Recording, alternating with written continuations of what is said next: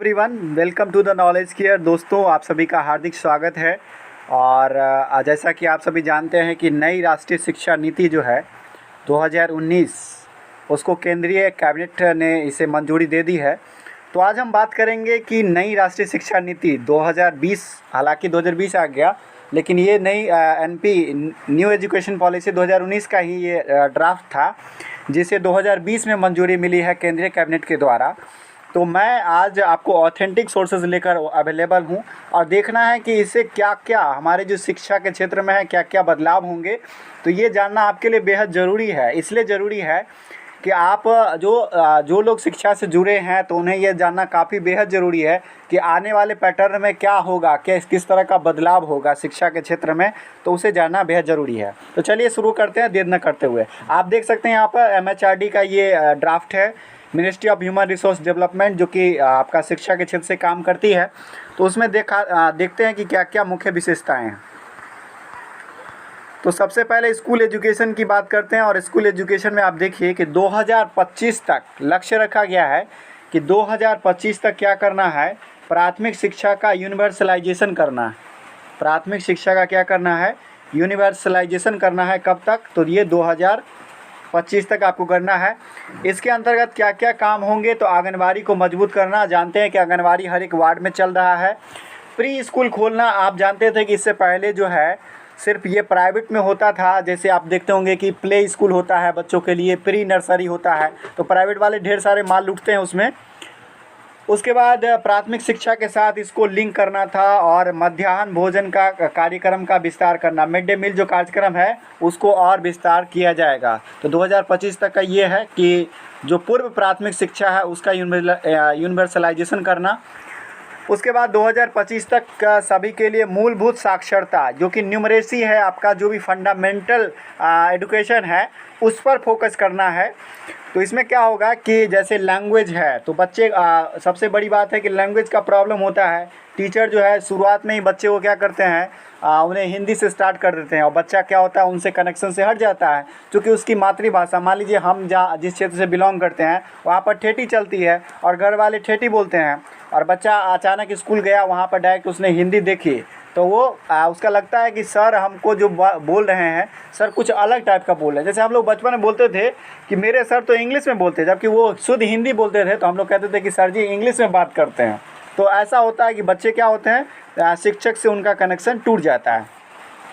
इसके अलावा इसमें क्या होगा कि नेशनल ट्यूटर कार्यक्रम किया जाएगा, स्कूल की तैयारी मॉड्यूल की जाएगी, उपचारात्मक निर्देशात्मक सहायता कार्यक्रम होगा, और शिक्षक छात्र का जो रेशियो है वो 1:30 से कम करने का लक्ष्य रखा गया है। हालांकि ये मैच कागज़ पर ही रह जाता है। इसके लिए आप देख सकते हैं कि जो आपका NCF 2005 है, नेशनल करिकुलम फ्रेमवर्क, उसमें ढेर सारी बातों का प्रावधान है कि एक क्लास में 30 से ज़्यादा स्टूडेंट नहीं होंगे। जबकि आप देखते हैं कि एक क्लास में 150-150, 200 बच्चे ऐसे ठूसे हुए रहते हैं, जैसे कि कहीं पे भेड़िया जो है, एक भेड़ियों का जो झुंड होता है उस तरह से होता है, और वहाँ एक टीचर अकेले हाँक दे रहे होते हैं। तो इस पर फोकस करना लक्ष्य रखा गया है। अब आइए, सबसे जो बहुत महत्वपूर्ण बदलाव होने जा रहा है वो है नई पाठ्यक्रम और शैक्षणिक संरचना। नया एजुकेशनल स्ट्रक्चर तैयार हो रहा है। इससे पहले जो स्ट्रक्चर था वो था 10+2 का, यानी कि अगर आपका एडमिशन कब होता था, तो जब आप 6 साल के हो जाते थे तो आपका सरकारी में एडमिशन होता था, तो आप पहले में एडमिशन प्रथम कक्षा में जाते थे, उसके बाद आप फिर दूसरे में जाते थे, तीसरे में जाते थे, इस तरह से आपका 8वां होता था। तो पहले 8वां में भी बोर्ड होता था कि बोर्ड का एग्ज़ाम हुआ, यानी कि इंटर स्कूल में आपका दूसरे स्कूल में एग्ज़ाम होता था।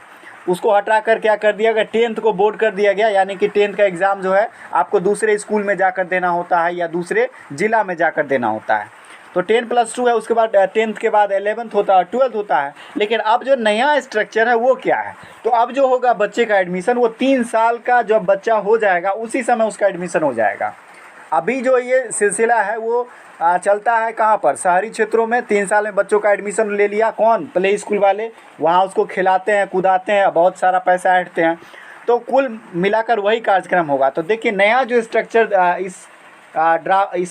इस पॉलिसी के द्वारा जो आएगा वो है 5+3+3+4। इसमें 5 क्या होगा, तो सबसे पहले तो 3 साल जो है 3 साल में बच्चे का एडमिशन होगा और 3 साल बच्चे क्या करेंगे, पहले वो प्री नर्सरी करेंगे, उसके बाद LKG UKG करेंगे, तब जाकर वो स्टडी 1 में आएंगे। फिर उसके बाद उनका 3 साल का 8वां होगा, वहाँ से फिर 5वां से 3 8वां होगा, ठीक है। तो इस तरह से वो आगे बढ़ेंगे। तो 5 3 8 3 11 4 15 यानी कि 10 + 2 जो है अब किस साल कितने में बट गया, 15 में। पहले होता था 10 + 2, अब है ये 15। तो 15 में तो 3 आपका कहाँ चला गया, 3 चला गया आपका नर्सरी से पहले, यानी पहली कक्षा से 3 साल पहले। यानी जब बच्चा 3 साल का ही होगा तभी उसका एडमिशन हो जाएगा। इसमें आप देख सकते हैं कि बच्चे का जो है प्रारंभिक चरण जो है ग्रेड 3 से 5 तक रहेगा। सॉरी, फंडामेंटल है उससे पहले, जो कि पूर्व प्राथमिक और ग्रेड 1 2 कहते हैं। पूर्व प्राथमिक का मतलब प्री नर्सरी हुआ, नर्सरी हुआ, LKG हुआ, UKG हुआ और स्टडी 1 हुआ, है ना। प्री नर्सरी होता है, पोस्ट नर्सरी होता है, LKG हुआ, UKG और स्टडी 1। तो बच्चा यहाँ पर जाएगा तो पूर्व प्राथमिक और ग्रेड 1 से लेकर 2 तक होगा। तो 5 साल उसका वहाँ खिंचा गया। उसके बाद वो तीसरा से 5वां में तो 2 साल वो तीसरा चौथा 5वां, ठीक है। अभी सरकारी में तीसरा चौथा 5वां 3 साल वो, उसके बाद 6ठा 7वां 8वां 3 साल वो, और 8वें के बाद से ही 4 साल का कार्यक्रम होगा जो कि माध्यमिक चरण। तो काफ़ी बेस माना जाता है 8वां 9वां 10वां 9वां 10वां 11वां और 12वां। यहाँ से बच्चे का जो है भविष्य निर्माण होना बहुत तेज़ी से शुरू हो जाता है, ठीक है। तो इसको माध्यमिक चरण में रखा गया। तो 4 चरण में बांटा गया है। एक बार फिर से आप देख लें, एक फंडामेंटल स्टेज होगा, एक प्राइमरी स्टेज होगा, एक मिडिल स्टेज होगा और एक सेकेंडरी स्टेज होगा। तो 4 स्टेज होगा। और जो सेकेंडरी स्टेज है उसमें ग्रेड 9 से लेकर 12 तक, मैंने आप लोग अभी से पहले इससे पहले अभी जो चल रहा है सिलसिला वो चल रहा है 10th के बाद 11th 12th और 9th 10th अलग चल रहा है। लेकिन अब जो आएगा नई शिक्षा नीति के बाद ये 9th से ही आपका स्टार्ट हो जाएगा। यानी कि 10th को क्या किया जाएगा, 10th का बोर्ड जो है उसको स्किप कर दिया जाएगा, डायरेक्ट 12th में आपका बोर्ड का एग्ज़ाम होगा। तो 4 साल का ये कोर्स हो जाएगा।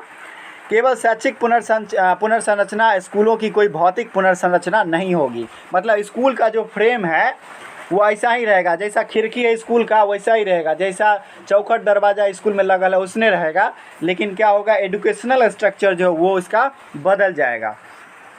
अब हम बात करते हैं सिलेबस और पाठ्यक्रम और शिक्षा शास्त्र का परिवर्तन होगा। तो उसमें क्या होगा, तो उसमें देखिए आपका लैंग्वेज का जो इफ़िशियंसी है, लैंग्वेज इफ़िशियंसी, उसके बाद बच्चों में साइंटिफिक नेचर का, उसके बाद उसमें सौंदर्य बोध का, उसके मोरल डेवलपमेंट, डिजिटल एजुकेशन और भारत के ज्ञान सामायिका का विकास करना। तो बच्चे क्या होते हैं, मोटा मोटी किताबी ज्ञानों से तो जुड़ जाते हैं लेकिन उन्हें उनका मोरल डेवलपमेंट नहीं होता है, जिसकी वजह से समाज में उन्हें एग्जिस्ट करने में काफ़ी परेशानियां होती है।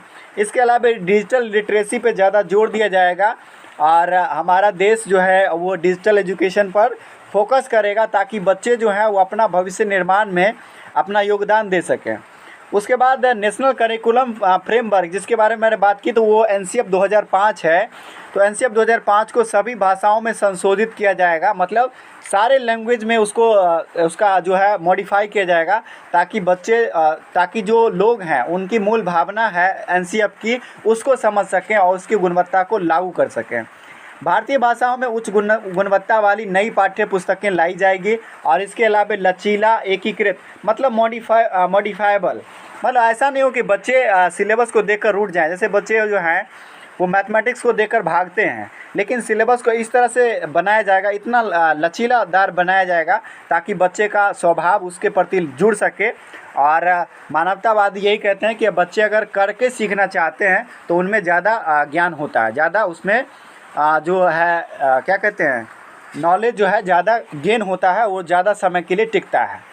अब आइए, देश में हर बच्चे के लिए समान और समावेशी शिक्षा की बात की गई है। होता क्या है, हर स्टेट में बच्चे का सिलेबस जो है वो थोड़ा सा बदलाव हो जाता है। वहाँ के करिकुलम, वहाँ के पाठ्यचर्या और पाठ्यक्रम में थोड़े से अंतर देखने को मिलते हैं। कहीं पर आपका 500 नंबर का बोर्ड देखिएगा, कहीं पे 600 नंबर का बोर्ड देखिए, कहीं कहीं बच्चे जो है 100 में 100 लाते हैं, कहीं कहीं बच्चे का परसेंटेज कम होता है। तो वो एक तरह का ना तो समान शिक्षा नीति दिखती है और ना ही समान मूल्यांकन दिखता है। सबसे पहले उसमें जो फोकस किया जाएगा उसमें लिंग, जो आपका जो जेंडर है, सेक्स वाइज जो है जेंडर इक्वालिटी इनइक्वालिटीज़ है उसको दूर करना। इस पर महिला और ट्रांसजेंडर पर ज़्यादा फोकस किया जाएगा कि वे जो है शिक्षा के क्षेत्र में ज़्यादा से ज़्यादा जुड़ सकें। और इसमें हमारा बिहार जो है बहुत नीचे से टॉप पर है। और इस यहाँ तो शिक्षा का स्तर सारा चीज़ जो है हम लोग बिहार के जो ज़्यादातर रैंकिंग है वो नीचे से टॉप पर है। तो हम लोगों को विशेष तौर पे ध्यान दिया जाए इस पर।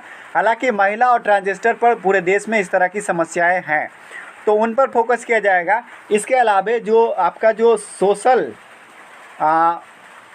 सामाजिक सांस्कृतिक जो है सोशल एथिक्स पर ध्यान दिया जाएगा। इसमें अनुसूचित जाति, अनुसूचित जनजाति, अत्यंत पिछड़ा वर्ग, मुस्लिम और परिवासी समुदाय, इन सब पर ज़्यादा फोकस किया जाएगा। उनके लिए अलग से टारगेट किया जाएगा, उनके लिए अलग रणनीतियाँ बनाई जाएगी और क्या रणनीतियाँ होगी उस पर भी हम बात करेंगे।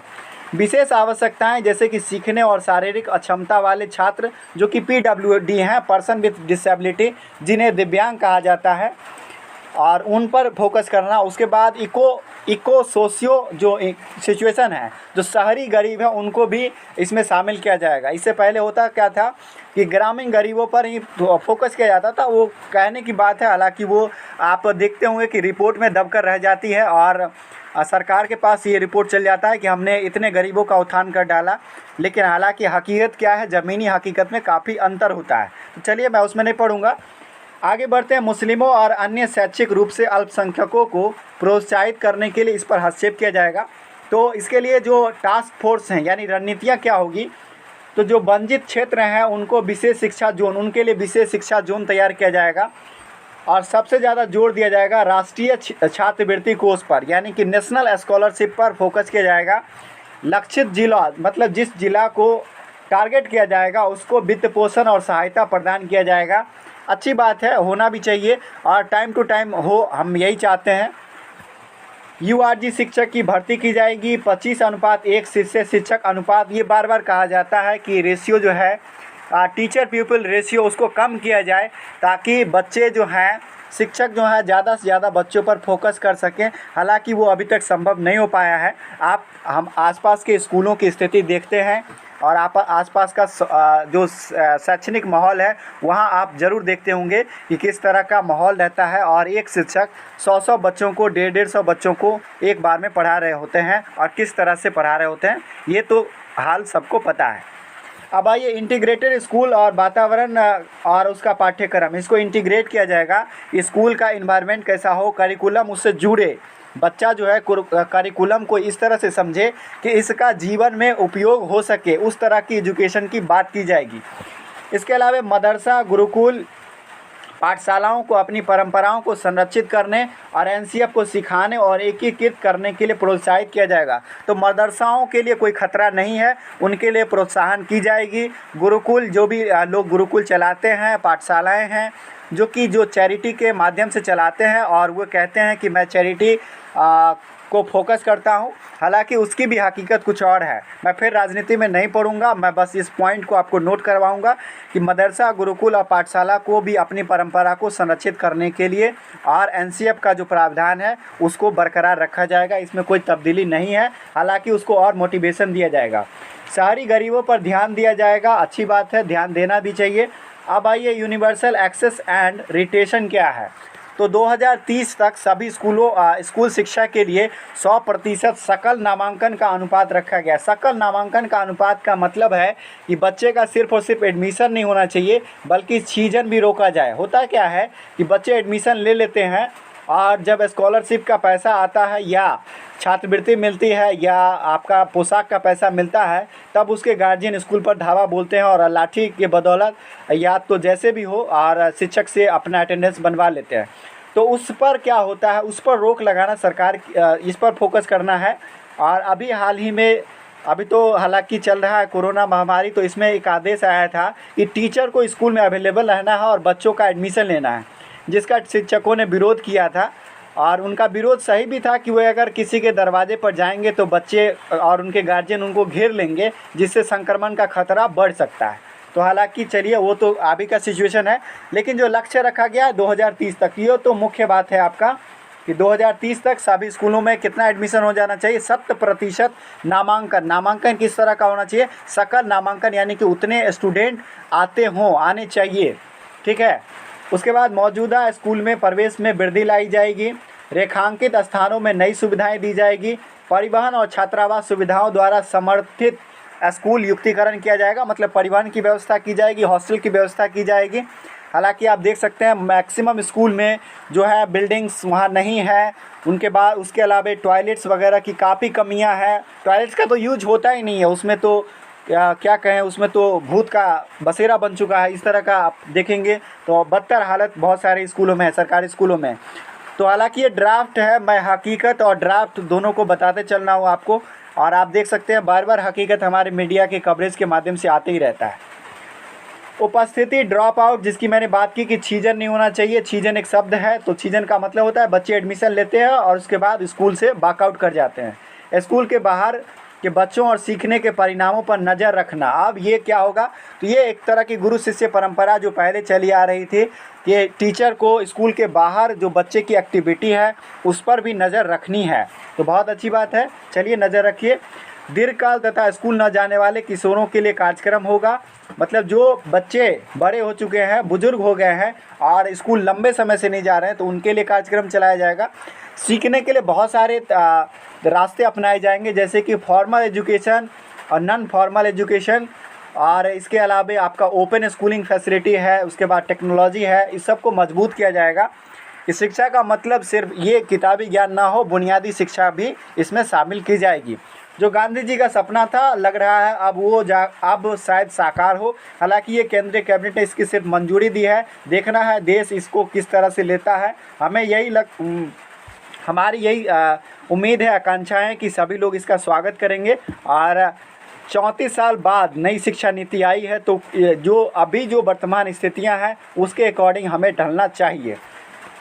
शिक्षा का अधिकार ग्रेड 12 तक बढ़ाया जाएगा। अभी तक आपने जो शिक्षा का अधिकार देखा होगा कि 6 से लेकर 14 वर्ष तक के बच्चों को हमने 86वां संविधान संशोधन 2002 के तहत उसे जोड़ा, उसे अपना विषय बनाया, उसके बाद उसे मौलिक कर्तव्य में जोड़ा गया 42वें संविधान संशोधन के द्वारा। तो उसमें सिर्फ 6 से 14 वर्ष की बात की गई। लेकिन अब जो है उसको कहाँ तक बढ़ा के ले जाएगा, तो 6 से 14 में आप जोड़िए तो कितना हो गया, वो मैक्सिमम आपका हो गया 10वें तक। लेकिन अब इसको कहाँ तक बढ़ाया जाएगा, तो 12 तक बढ़ाया जाएगा, क्योंकि अब जो है 9 से लेकर 9, 10, 12, 11, 12 यानी कि 4 साल का इंटीग्रेटेड प्रोग्राम होगा और 10th को स्किप किया जाएगा। बात को आप नोट कीजिएगा, 10th का बोर्ड आप क्या किया जाएगा, स्किप किया जाएगा।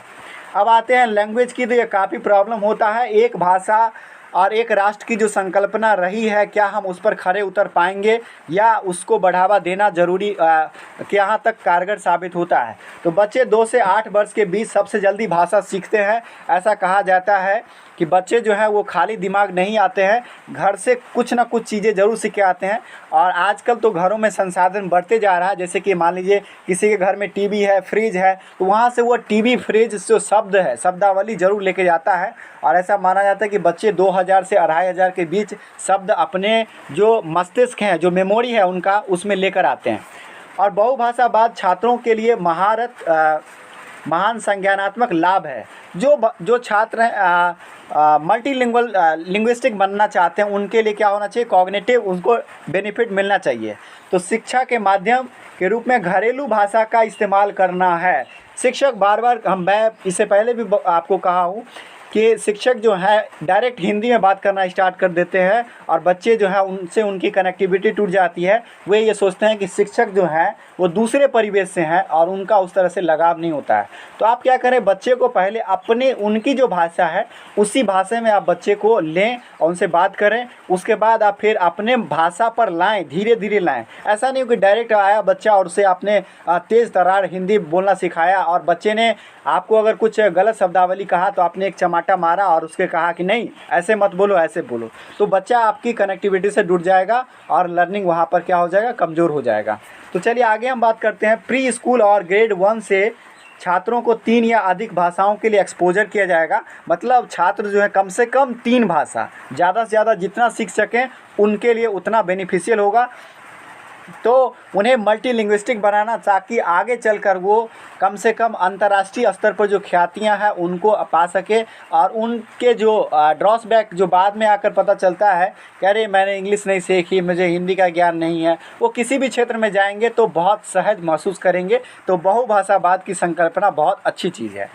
3 भाषा सूत्र जो है आप उसको कहाँ लागू करेंगे, तो छात्र ग्रेड 6 या 7th में 3 भाषाओं में एक या एक से अधिक बदल सकते हैं। अगर उन्हें बदलाव चाहिए तो वो बदलाव कर सकते हैं जिस भाषा में वो सहज महसूस करते हैं। जैसे हमारे यहाँ बिहार में क्या स्थिति है, यहाँ पे आपको 10th में आपको लेना पड़ता है क्या, संस्कृत लेना पड़ता है, हिंदी होती है, और आपका इंग्लिश जो है वो आपका क्या होता है, तो वो सिर्फ आपका क्वालिफाइंग नेचर नहीं कहेंगे, उसे क्या कहेंगे, आप सिर्फ एग्ज़ाम देते हैं, उसका मार्क्स ऐड नहीं होता है। ठीक है, तो इस तरह का सिस्टम है। तो इसमें क्या होगा कि बच्चे अगर मान लीजिए कोई मैथिली क्षेत्र से हैं, वो अपना बदलाव करके मैथिली ले सकते हैं, जिन्हें उर्दू अच्छी लगती हो उर्दू लेंगे। उसके अलावा और भी भाषा, जो भी भाषा उनको लगेगा वो भाषा अपने मॉडिफाई स्तर से ले सकते हैं। केंद्र और राज्य सरकार द्वारा बड़ी संख्या में क्षेत्रीय भाषा के शिक्षकों की भर्ती की जाएगी। आशा करता हूँ सरकार इस वादे पर उतरे, और जो शिक्षकों की भर्ती की प्रक्रिया है उससे हम लोग हमेशा के लिए वाकिफ़ हैं। बाकी चीज़ें ऑन टाइम हो जाती है, ऑन टाइम इलेक्शन हो जाएंगे, ऑन टाइम सारे काम हो जाएंगे, लेकिन शिक्षकों की भर्ती का आपने देखा, आप जानते भी हैं, और बहुत सारी इसकी डिमांड उठती रहती है।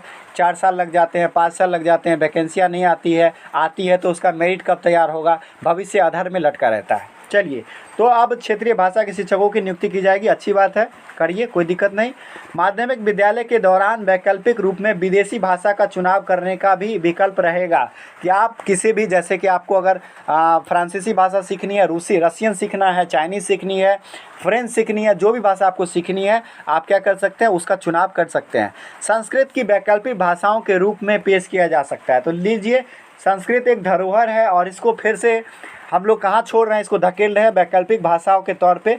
तो देखना है कि संस्कृत अपना अस्तित्व कब तक बनाए रखती है। भगवान मालिक है उसका, और भगवान की देवों की वाणी का देव ही मालिक है। तो कितना ड्रॉसबैक है समझ लीजिए।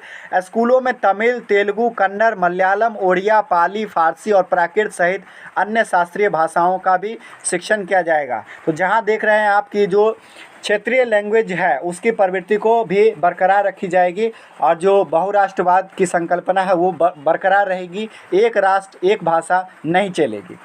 अब आइए स्कूल परिसर की बात करते हैं। तो स्कूल परिसर प्रशासन क्या जो है न्यूनतम व्यवहार इकाई है। एक सन्निहित भूगोल के भीतर लगभग 30 पब्लिक स्कूलों का क्लस्टर होगा, एक माध्यमिक विद्यालय और पड़ोस के अन्य पब्लिक स्कूलों का संकलन। जो कि आपने सुना होगा कि एक संकुल होता है, जो कि कम से कम 5 स्कूलों का एक क्या कहते हैं, एक प्रमुख स्कूल होता है, जहाँ पर हम लोगों ने बहुत सारे प्रतियोगिता में भाग भी लिया है। ठीक है, स्कूल परिसर क्यों होना चाहिए, तो प्रभावी प्रशासन स्कूलों का कोई भौतिक स्थानांतरण नहीं होगा। संसाधनों को साझा करना, प्रयोगशालाएं, इसका तो आप लोग जानते हैं कि प्रयोगशालाएं कितने स्कूल में है। लाइब्रेरी का फैसिलिटी क्या है, लाइब्रेरी जिंदा है या मर गया है। खेल सुविधाएं किस तरह की है, फुटबॉल है तो उसमें हवा नहीं है, क्रिकेट है तो उसका बॉल सड़ा हुआ है, इस तरह की सिचुएशन है। एक साथ काम करने के लिए शिक्षकों का समुदाय, हालांकि ये सब ड्राफ्ट में है, तो आप इसे ड्राफ्ट का जो उद्देश्य है उसको मानकर पढ़िए। एक साथ काम करने के लिए शिक्षकों का समुदाय तैयार किया जाएगा। स्वामित्व लेने के लिए स्कूल प्रबंधन कमेटियां जारी की जाएगी। तो बहुत सारी बातें हैं इसमें। हितों के टकराव को ख़त्म करने के लिए अलग अलग निकायों द्वारा स्कूल का विनिमय और संचालन किया जाएगा। नया स्वतंत्र राज्य विद्यालय नियामक प्राधिकरण बनाया जाएगा। बड़ी बड़ी बातें हैं, तो इन सब बातों को थोड़ा सा मैं स्किप करना चाहूँगा। ये हमारे शासकीय बातें हैं, तो हमें तो शासकीय बातें समझ में आएगी नहीं, हमें मोटा मोटी बात समझ में आएगी। अब आइए, पैरा शिक्षकों की प्रथा को समाप्त किया जाएगा। अब पैरा शिक्षक बहुत प्रकार के टीचर हो जाते हैं। जैसे बिहार में कहा जाता है नियोजित शिक्षक अलग, तो टी पास शिक्षक अलग, तो कहा जाता है कि यूपी में चलता है पैरा टीचर, बिहार में फिर हो गया आपका शिक्षा मित्र का, मतलब एक शिक्षक को कई नामों से जाना जाता है। भाई ये कौन सी परंपरा है, शिक्षक तो शिक्षक होने चाहिए, लेकिन नहीं, एक शिक्षक को बेहतरीन बहुत सारे नामों से जाना जाता है। उनके वेतन, उनके अलाउंस को अलग अलग तरीके से दर्शाया जाता है। सुप्रीम कोर्ट उसका अलग व्याख्यान करता है। तो इस तरह की स्थिति है। तो पर्याप्त जो फिजिकल स्ट्रक्चर है, शिक्षण संसाधन है, पीटीआर है, उसके बाद जो शिक्षक पात्रता परीक्षा है उसको फिर से डिज़ाइन किया जाएगा। मतलब आप कोई नई प्रक्रिया लाई जाएगी, उसमें आपका टीचर बनने के लिए आपको इंटरव्यू देना पड़ेगा और इंटरव्यू के बाद उसको स्किल दिखाना पड़ेगा। मतलब पहले क्या होता था कि आपने फॉर्म भरा, एक टीईटी का एग्ज़ाम दिया और मेरिट लिस्ट बना, हो गया। लेकिन अब क्या होगा, इंटरव्यू होगा कि आप शिक्षक बनने लायक है कि नहीं। क्योंकि बहुत सारे ऐसे शिक्षक बने हैं और बहुत सारे ऐसे न्यूज़ में आते भी हैं कि जिनको कि एप्पल के स्पेलिंग EPPLE से स्टार्ट होता है।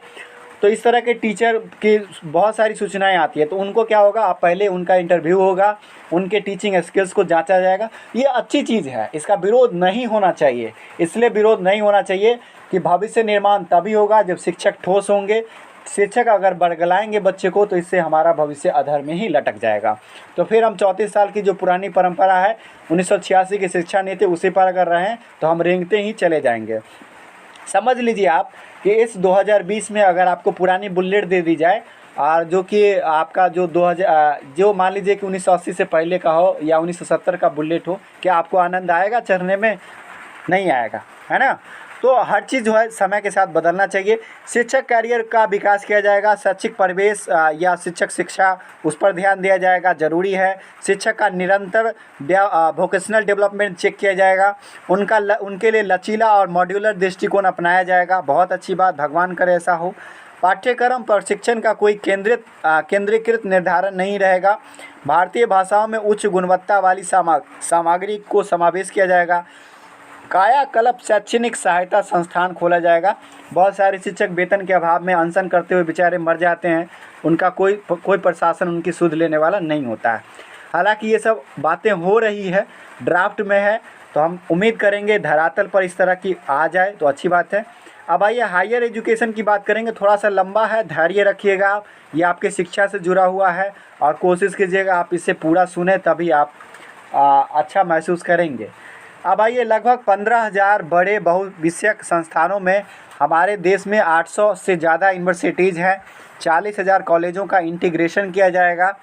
ये 3 प्रकार के हायर एजुकेशन इंटीग्रेशन होगा। किस तरह का होगा, तो जो रिसर्च इंस्टीट्यूट है उसमें क्या होगा, उसमें रिसर्च एंड एजुकेशन होगी, उसमें 150 से 300 लाए जाएंगे और उनका समान ध्यान केंद्रित होगा। दूसरा होगा आपका 3 प्रकार का है, तो पहला आपका हो गया रिसर्च इंस्टीट्यूट यूनिवर्सिटी, दूसरा होगा एजुकेशन यूनिवर्सिटी जो कि आपका फोकस करेगी रिसर्च पर, और रिसर्च के अलावा वो उसका ज़्यादा ध्यान किस पर होगा, तो एजुकेशन पर उसका प्राइमरी फोकस होगा। जैसे आप लोग करते हैं, जैसे हम लोगों ने भी किया, ग्रेजुएशन की डिग्री वगैरह की है, तो वहाँ पर रिसर्च का तो कोई नाम ही नहीं है। जहाँ से लोग ग्रेजुएशन करते हैं वहाँ उसके फैकल्टी भी नहीं होते, तो रिसर्च का बात ही छोड़ दीजिए।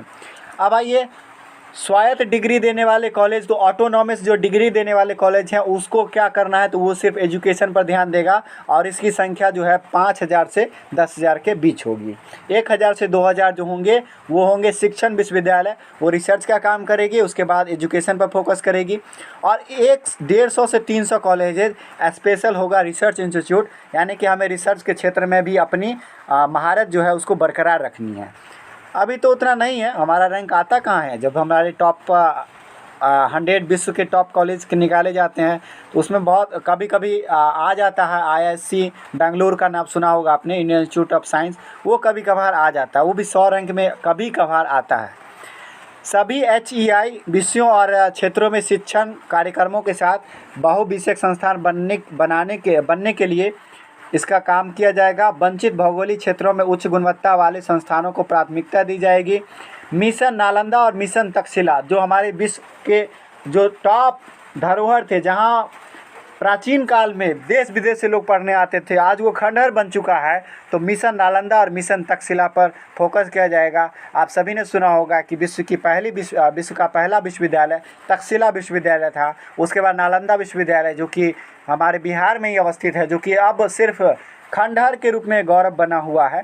तो इसको जीवंत करना इस जो ड्राफ्ट है इसका लक्ष्य है। अब आइए, मिशन नालंदा में क्या होगा, तो इसमें होगा कि 2030 तक कम से कम 100 टाइप के 1 और 500 टाइप के 2 हायर एजुकेशन इंस्टीट्यूट इसके लिए स्थापना करना। आपने देखा था टाइप 1 में क्या है, तो रिसर्च इंस्टीट्यूट खोलना, और टाइप 2 में क्या है, तो वो एजुकेशनल इंस्टीट्यूट यूनिवर्सिटी होगा जो कि क्या क्या करेगी, तो वो रिसर्च पर भी फोकस करेगी और एजुकेशन पर भी फोकस करेगी। सिर्फ ऑटोनॉमस वाले का काम है एजुकेशन पर फोकस करना, उसकी संख्या ज़्यादा रहेगी। चलिए, अब मिशन तक्षशिला क्या है, तो हर ज़िले में कम से कम एक उच्च गुणवत्ता वाले HEI यानी कि हायर एजुकेशन इंस्टीट्यूट की स्थापना करना। तो ये है मिशन तक्षशिला और मिशन नालंदा। बहुत बड़ी बात। उच्च गुणवत्ता की उदार शिक्षा की ओर, तो देख लीजिए कई निकास विकल्पों के साथ आप 3-4 साल की जो है वो डिग्री कोर्स लाई जाएगी। 3 से 4 साल का 4 साल का कार्यक्रम होगा उदार कला शिक्षा के स्नातक जैसे मेजर और माइनर्स के लिए। 3 वर्षीय कार्यक्रम जो स्नातक की डिग्री चल रही है वो चलेगा ही। 2 साल के लिए उन्नत डिप्लोमा चलेगा और 1 साल के लिए प्रमाण पत्र के साथ निकास। मतलब 2 साल आप डिप्लोमा करेंगे और 1 साल आपको ट्रेनिंग करना होगा, उसके बाद ही आप निकलेंगे। जैसा आपने इंटर्नशिप वगैरह सुना होगा और जैसे ITI वगैरह में भी होता है, पॉलिटेक्निक में होता है, उस तरह का। 3 और 4 दोनों साल के कार्यक्रम अनुसंधान कार्य के साथ ऑनर्स की डिग्री और लचीली मास्टर डिग्री भी होगी। लचीला मतलब आराम से कर सकते हैं, लचीला मतलब ऐसा नहीं कि बैठ के कमर हिला के हो जाएगा, ठीक है। 3 साल स्नातक की डिग्री वाले लोगों के लिए 2 साल, ऑनर्स उपाधि के साथ 4 साल की स्नातक डिग्री करेंगे तो उसके लिए 1 साल। मतलब अगर आपने लचीली मास्टर डिग्री कौन सा होगा, 2 टाइप का होगा। आपने 3 साल का अगर ग्रेजुएशन किया तो 2 साल का MSc होगा। अगर आपने ऑनर्स 4 साल का किया है तो आपका 1 साल का होगा। समय बचत होगा, ठीक है, समय सेम ही लगेगा। मतलब आपसे ये नहीं कहेगा कि आपका MSc भी 2 साल का ही होगा। अब आइए 5 साल का इंटीग्रेटेड प्रोग्राम क्या है। इसमें कल्पनाशील और लचीली पाठ्य संरचना। बार बार मैं लचीला लचीला देख रहा हूँ, लेकिन इसकी कहीं चर्चा नहीं कि लचीला का मतलब क्या होगा। लचीला का मतलब कमर हिलाना ही तो नहीं रह जाएगा। अध्ययन के विषयों का रचनात्मक संयोजन, एकाधिक निकास और प्रवेश बिंदु, उसके बाद पोस्ट ग्रेजुएशन और डॉक्टरेट एजुकेशन रिसर्च आधारित विशेषज्ञता प्रदान करते हैं। तो बड़ी बड़ी शब्दावली फेंकी जा रही है, देखना है इसका धरातल पर क्या होता है। अब आइए हायर एजुकेशन, उसका जो है उसका शासन और विनिमय, मतलब इसका एडमिनिस्ट्रेशन और रेगुलेशन कैसा होगा। तो देखिए मानक सेटिंग, पहला वर्ड आ गया सेटिंग।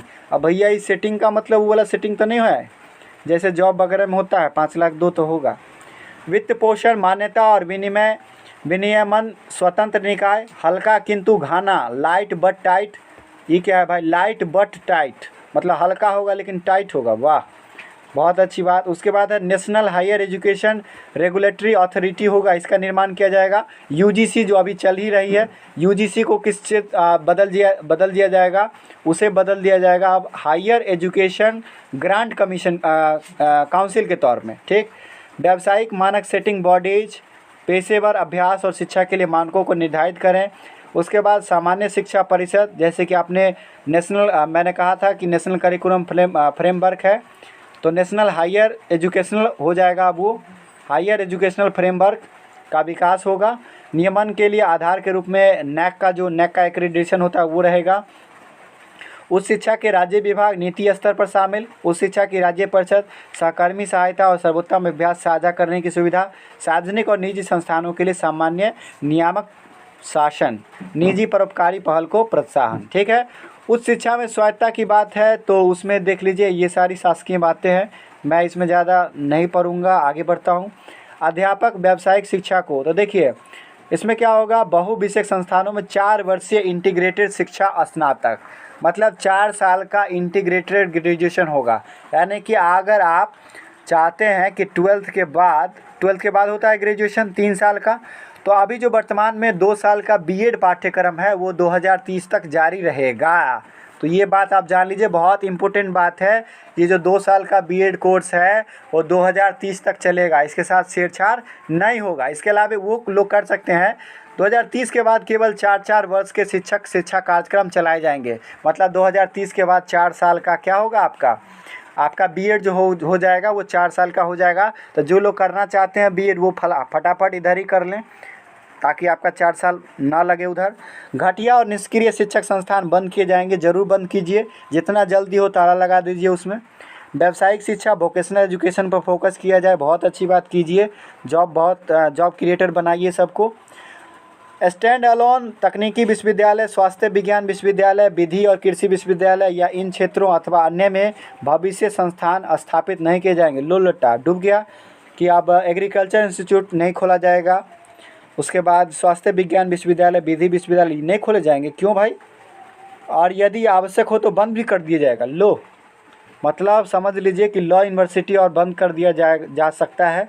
तकनीकी विश्वविद्यालय मतलब वैसे इंस्टीट्यूट जो स्टैंड अलोन है, अकेले खड़े हैं और खाली डिग्री बांट रहे हैं, उनकी बात हो रही है। डरिएगा मत, जो डिग्री बांट रहे हैं उनकी बात हो रही है। वोकेशनल और जो जनरल एजुकेशन है, वैसे इंस्टीट्यूट 2030 तक दोनों पाठ्यक्रम चलाने वाले संस्थान के रूप में व्यवस्थित रूप से विकसित हो जाने चाहिए। मतलब उनको डेवलप हो जाना है। वो 4 साल का बीएड करवा सकते हैं, वो 2 साल का भी बीएड करवा सकते हैं, वो ग्रेजुएशन प्लस बीएड भी करवा सकते हैं। ठीक है, उस तरह का डेवलपमेंट उसे कर लेना है 2030 तक।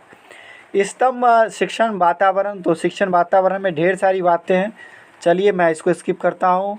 नेशनल रिसर्च फाउंडेशन में जो बड़ी बात है कि 20,000 करोड़ का वार्षिक अनुदान अगले दशक में किया जाएगा। अच्छी बात है, कीजिए। 20,000 का रखा जाएगा इसको, आपका रिसर्च का जो फंड है उसको। उसके बाद प्रौढ़ शिक्षा की बात की गई है। व्यावसायिक शिक्षा का एकीकरण किया गया है, इसकी बात भी आप देख सकते हैं। भारतीय भाषाओं का प्रचार, भारतीय भाषाओं में भाषा, साहित्य और वैज्ञानिक शब्दावली पर ध्यान दीजिए। देश भर में मजबूत भारतीय भाषा और साहित्य कार्यक्रम पर फोकस किया जाएगा। भाषा शिक्षक और अध्यापक की भर्ती की जाएगी, बिल्कुल कीजिए, ज़रूरी है। Indian institute of translation and interpretation की स्थापना की जाएगी, तो बहुत बड़ी बात है भाषा के लिए। देखिए, उसके बाद आइए राष्ट्रीय शिक्षा आयोग की बात करते हैं। तो राष्ट्रीय शिक्षा आयोग या राष्ट्रीय शिक्षा आयोग यह एक सर्वोच्च निकाय होगा। प्रधानमंत्री की अध्यक्षता में इसे गठित किया जाएगा। मानव संसाधन विकास मंत्रालय के रूप में, शिक्षा मंत्रालय के रूप में नया स्वरूप, मतलब नाम बदल दिया जाएगा। मानव संसाधन विकास मंत्रालय का नया नाम क्या होगा? शिक्षा मंत्रालय होगा। तो ये आपका जानकारी है, बहुत अच्छी। केंद्रीय शिक्षा मंत्री उपाध्यक्ष होंगे राष्ट्रीय शिक्षा आयोग के और दिन प्रतिदिन के मामलों की जिम्मेदारियां सीधे निर्वहन करेंगे।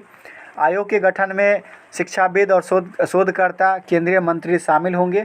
विभिन्न राज्यों के मुख्यमंत्री का इसमें प्रतिनिधित्व होगा। आयोग के सभी सदस्य उच्च विशेषज्ञता वाले होंगे। जनता का रिकॉर्ड होगा। बढ़िया, देखते हैं। नहीं तो आजकल तो ऐसा चल रहा है कि एसी में बैठकर आते हैं और पर्यावरण का बात करके चले जाते हैं। राज्य शिक्षा आयोग या राज्य शिक्षा आयोग का गठन कर सकते हैं, राज्य को ये छूट दी जाएगी। वित्त पोषण शिक्षा की बात है तो इसमें केंद्र और राज्य सरकार द्वारा सार्वजनिक निवेश में वृद्धि 10 वर्ष की अवधि में कुल सार्वजनिक व्यय का 20% किया जाएगा। तो बहुत ज़्यादा लंबा मैंने इसको खींच दिया है क्योंकि आपका एजुकेशन से बात है। और लास्ट में एक धन्यवाद संदेश है, मैं इसे पढ़ना चाहूँगा। मानव जाति के हर काल में ज्ञान का प्रतिनिधित्व करता है जो बनाया जाता है। मतलब मानव जाति के हर काल में ज्ञान का प्रतिनिधित्व करता है जो बनाया जाता है पिछली सभी पीढ़ियों द्वारा। मतलब पिछली पीढ़ियां जो है जो बनाकर जाती है उसी का प्रतिनिधित्व आगे किया जाता है, जिसमें वर्तमान पीढ़ी अपना खुद को जोड़ पाती है। मोबियस स्ट्रिप का मूल ज्ञान की संतत, विकासशील और जीवंत प्रकृति का प्रतीक है, जिसकी कोई शुरुआत नहीं है और जिसका कोई अंत नहीं है। यह नीति इस निरंतरता के एक भाग के रूप में ज्ञान की सृजन, संचरण, उपयोग और प्रसार की संकल्पना करती है। तो बहुत क्लिष्ट वर्ड यहाँ पर छोड़े गए हैं और मैं उम्मीद करता हूँ कि आपको भी बहुत गुस्सा आया होगा मुझ पर, लेकिन मैं इसमें कुछ कर नहीं सकता हूँ। दरअसल ये आपकी एजुकेशन पॉलिसी है और थोड़ा सा लंबा था, इसलिए मुझे ज़्यादा समय लेना पड़ा। तो मैं अपनी तरफ से क्षमा चाहता हूँ कि मैंने आपका इतना वक्त बर्बाद किया। और आपको अगर थोड़ी सी भी अच्छा लगे, समझ में आया, अगर आपके जनरेशन के लिए फ़ायदे की बात है, आपके लिए अच्छी समझ विकसित हुई एनपीई के बारे में, तो आप वीडियो को लाइक कर सकते हैं, चैनल को सब्सक्राइब कर सकते हैं और अपने दोस्तों के साथ और ज्ञानी महात्माओं के साथ शेयर भी कर सकते हैं। धन्यवाद, मिलते हैं नेक्स्ट वीडियो में।